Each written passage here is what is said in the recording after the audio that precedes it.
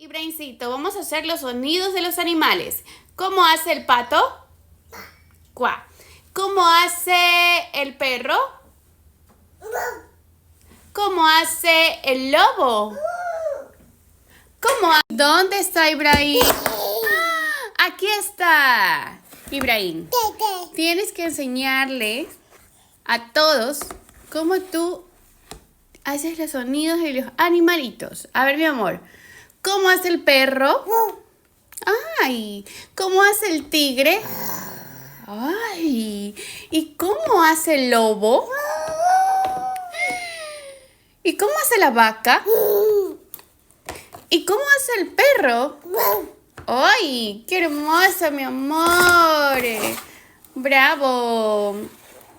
¿Cómo hace el caballo? ¡Uy!